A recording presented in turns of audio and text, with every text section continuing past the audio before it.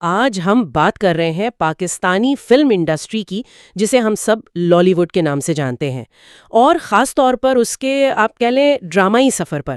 ایک ایسی صنعت جو کبھی بہت اوپر گئی اور پھر مشکلات کا شکار ہو گئی۔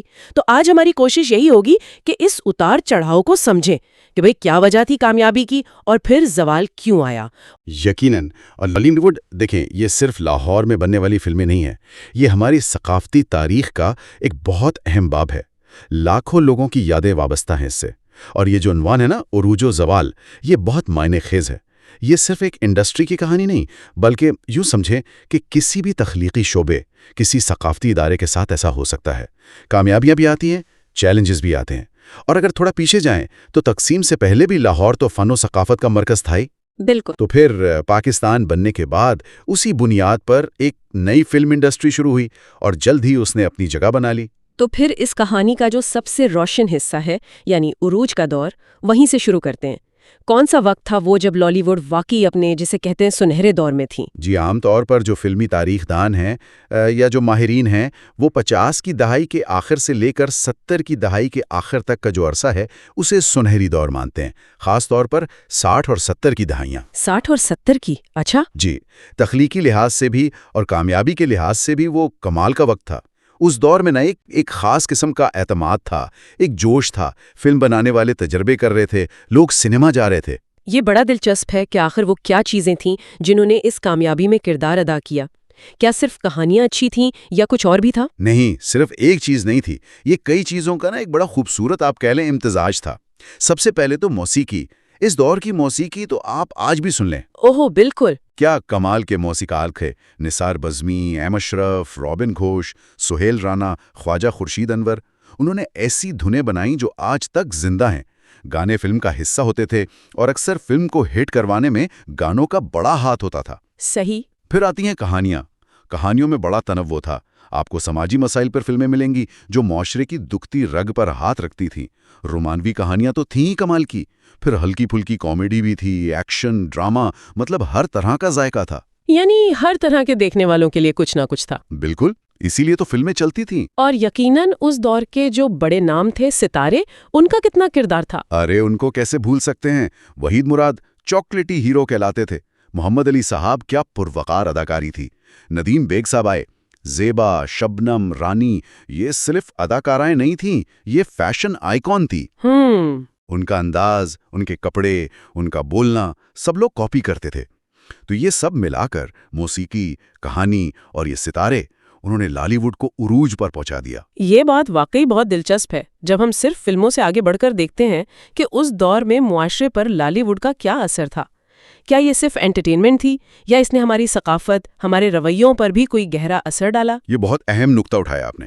دیکھیں، دلچسپ بات یہ ہے کہ لالی ووڈ صرف تفریح نہیں تھی، یہ ایک طرح سے پاکستانی معاشرے کا ثقافتی آئینہ بھی تھی، اور اسے بدلنے والی قوت بھی۔ فلموں میں اکثر متوسط طبقے کے خواب، ان کے مسائل، خاندان کی اہمیت، محبت، انصاف، یہ سب موضوعات ہوتے تھے۔ اچھا۔ لوگ کہانیوں میں، کرداروں میں اپنی زندگی دیکھتے تھے۔ صحیح۔ اور فیشن پر تو اثر بہت واضح تھا۔ وحید مراد کا ہیئر اسٹائل ہو یا شبنم کے کپڑے، فوراً مقبول ہو جاتے۔ ہاں، یہ تو میں نے بھی سنا ہے بزرگوں سے۔ جی بالکل، فلموں کے ڈائلاگ لوگوں کی زبان پر ہوتے تھے۔ تو ہاں، لالی ووڈ اس وقت ثقافت کو بنا رہی تھی، رجحانات طے کر رہی تھی۔ اگر اس عروج کے تجزیے کو تھوڑا سا اور دیکھیں تو سماجی اور معاشی حالات بھی اہم تھے۔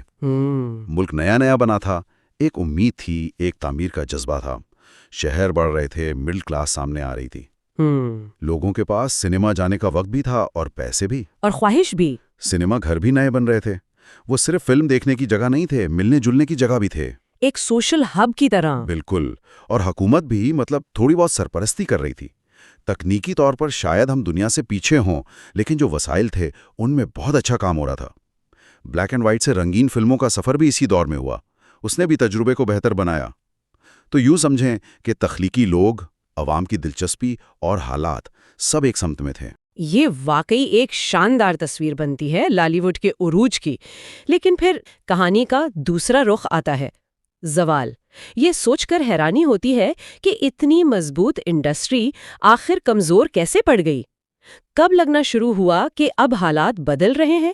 یہ تبدیلی کیسے آئی؟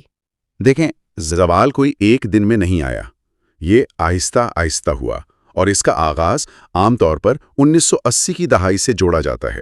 اچھا، 21 کی دہائی۔ جی، 70 کی دہائی کے آخر میں ہی کچھ آثار تھے، لیکن 21 کی دہائی میں یہ واضح ہو گیا اور پھر بڑھتا ہی چلا گیا۔ اور اس کی بھی کوئی ایک وجہ نہیں تھی، بلکہ کئی منفی چیزیں ایک ساتھ اکٹھی ہو گئی۔ وہ کیا عوامل تھے جنہوں نے اتنی بڑی صنعت کو نیچے لا کھڑا کیا؟ سننے میں آتا ہے کہ وی سی آر نے بہت نقصان کیا اور شاید حکومتی پالیسیاں بھی۔ آپ نے بالکل صحیح دو اہم چیزوں کی طرف اشارہ کیا ہے۔ 21 کی دہائی میں جنرل ضیاء الحق کے دور میں سینسرشپ بہت سخت ہو گئی۔ اس کا سیدھا اثر پڑا تخلیقی آزادی پر۔ فلم بنانے والے ڈرنے لگے حساس موضوعات چھیڑنے سے، کہانیوں کا دائرہ بہت محدود ہو گیا، اور اسی سختی کے رد عمل میں کہیں یا شاید آسانی کے لیے فلمیں ایک خاص فارمولے پر چل پڑیں، خاص طور پر پنجاب میں، جسے گنڈاسا کلچر کہتے ہیں۔ ہاں، یہ نام تو سنا ہے۔ جی، وہ فلمیں جو زیادہ تر دیہاتی پس منظر میں تشدد، بدلہ، جاگیردارانہ لڑائیاں ان پر بنتی تھیں۔ کچھ فلمیں تو شاید پیسے کما گئیں، لیکن انہوں نے لالی ووڈ کے مجموعی معیار کو اور اس کی امیج کو بہت نقصان پہنچایا۔ اور اسی دوران وہ ٹیکنالوجی والا معاملہ بھی ہوا، وی سی آر کا۔ بالکل، اسی دوران وی سی آر عام ہو گیا، ویڈیو کیسٹ ریکارڈر۔ اب لوگوں کے لیے بہت آسان ہو گیا کہ گھر بیٹھے لیٹسٹ انڈین فلمیں یا باہر کی فلمیں دیکھ لیں۔ تو جب گھر میں ہی تفریح مل رہی ہو، اور خاص طور پر جب سنیما میں جو فلمیں لگ رہی ہیں ان کا معیار بھی گر رہا ہو، تو لوگ کیوں جائیں گے باہر؟ بالکل، لوگ سنیما سے دور ہو گئے۔ یہ صرف ٹیکنالوجی کا حملہ نہیں تھا، یہ لالی ووڈ کی اپنی کمزوری بھی دکھا رہا تھا۔ جب آپ کا اپنا مال کمزور ہوگا تو لوگ متبادل کی طرف جائیں گے ہی۔ تو کیا اس وقت کہانیوں میں فلم بنانے کے انداز میں ایک واضح کمی آ گئی تھی؟ وہی گھسے پٹے موضوعات؟ جی بالکل، ایک تخلیقی جمود سا آ گیا۔ وہ جو پہلے سماجی حقیقت پسندی تھی یا وہ رومانوی انداز، وہ خاندانی کہانیاں، ان کی جگہ زیادہ تر فارمولہ فلموں نے لے لی۔ تشدد یا بہت سطحی قسم کی کہانیاں۔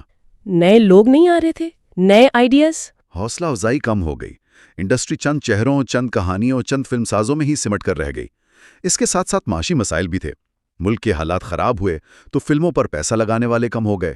سرمایہ کاری کا مسئلہ۔ جی، اور جو پیسہ لگا بھی وہ اکثر ایسی فلموں پر لگا جن سے بس جلدی جلدی منافع کما لیا جائے، معیار کی پرواہ کیے بغیر۔ اس نے بھی انڈسٹری کو لمبی مدت میں نقصان پہنچایا، اور تکنیکی طور پر بھی لالی ووڈ پیچھے رہ گئی۔ کیمرے، ساؤنڈ، ایڈیٹنگ، ہر شعبے میں جدت نہیں آئی۔ تو یہ سارے عوامل ایک دوسرے سے جڑے ہوئے تھے۔ صحیح۔ خراب معیار نے وی سی آر کو مقبولیت دی، وی سی آر نے سنیما کو خالی کیا، کمائی کم ہوئی تو سرمایہ کاری اور کم ہو گئی۔ یہ ایک چکر چل پڑا۔ یہ تو واقعی افسوسناک صورتحال ہے۔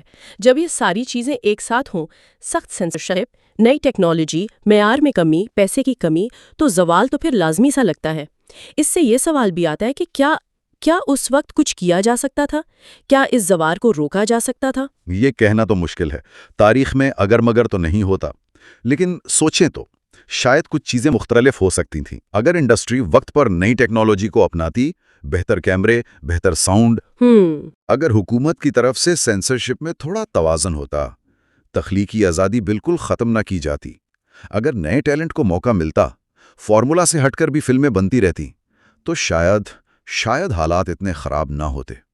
لیکن یہ سب اب قیاس ہی ہے۔ حقیقت یہی ہے کہ انڈسٹری ان تبدیلیوں کا مقابلہ نہیں کر سکی، وقت کے ساتھ خود کو ڈھال نہیں سکی۔ تو اس عروج اور پھر اتنے گہرے زوال کے بعد کیا ہم یہ کہہ سکتے ہیں کہ لالی ووڈ کی کہانی ختم ہو گئی ہے؟ کیا یہ باب بند ہو گیا ہے، یا یہ داستان کسی نہ کسی شکل میں بھی چل رہی ہے؟ کوئی امید کی کرن نظر آئی حالیہ برسوں میں؟ نہیں، یہ کہنا کہ کہانی بالکل ختم ہو گئی یہ درست نہیں ہوگا۔ 90 کی دہائی اور پھر 2000 کی دہائی کا شروع کا حصہ تو بہت ہی مشکل تھا لالی ووڈ کے لیے۔ سنیما گھر بند ہو رہے تھے، فلمیں بننا تقریباً بند ہو گئی تھیں۔ جی۔ پاکستانی سنیما کی بحالی کی ایک کوشش، ایک لہر ضرور نظر، ایک دو اچھی فلمیں آتی ہیں، پھر لمبا گیپ آ جاتا ہے۔ اچھا؟ فلموں کی کل تعداد ابھی بھی بہت کم ہے۔ سرمایہ کاری کا مسئلہ اب بھی ہے۔ زیادہ تر فلمیں بڑے شہروں کے ملٹی پلیکس تک ہی رہتی ہیں، چھوٹے شہروں، قصبوں تک ان کی پہنچ کم ہے۔ پھر وہ انڈین فلموں پر پابندی لگنا ہٹنا، اس سے بھی مقامی فلموں کے لیے غیر یقینی صورتحال رہی ہے۔ ڈسٹریبیوشن، مارکیٹنگ، بین الاقوامی مارکیٹ تک رسائی، یہ سب اب بھی بڑے مسائل ہیں۔ تو یہ کہنا کہ لالی ووڈ مکمل بحال ہو گئی ہے، یہ ابھی شاید ٹھیک نہیں ہوگا۔ جدوجہد ابھی جاری ہے، لیکن ہاں، نا امیدی والی بات بھی نہیں، موقع بھی ہیں۔ یہ جو ڈیجیٹل پلیٹ فارمز ہیں، یوٹیوب، نیٹفلکس وغیرہ، انہوں نے پاکستانی ڈرامے کو تو دنیا بھر میں پہنچایا ہے۔ بالکل۔ فلموں کے لیے بھی یہ ایک راستہ ہو سکتا ہے۔ نوجوانوں میں فلم بنانے کا شوق ہے، ٹیکنالوجی بھی پہلے سے سستی ہے۔ اگر اچھی کہانیوں پر، مستقل سرمایہ کاری پر اور بہتر منصوبہ بندی پر دھیان دیا جائے تو امکانات تو ہیں۔ اس ساری گفتگو کو اگر سمیٹیں تو لالی ووڈ کا یہ جو اتنا لمبا اتار چڑھاؤ والا سفر رہا ہے، اس سے کیا سبق ملتا ہے؟ اس پوری عروج اور زوال کی کہانی کا نچوڑ کیا ہے؟ میرے خیال میں جو سب سے بڑا سبق ہے نا، وہ ہے اڈیپٹیبلٹی کا، یعنی وقت کے ساتھ بدلنے کی صلاحیت۔ کوئی بھی ثقافتی صنعت ہو، کتنی ہی کامیاب کیوں نہ ہو، اگر وہ بدلتے وقت کے ساتھ، ٹیکنالوجی کے ساتھ، لوگوں کے ذوق کے ساتھ خود کو نہیں بدلے گی تو وہ پیچھے رہ جائے گی۔ بالکل، اس کا زوال یقینی ہے۔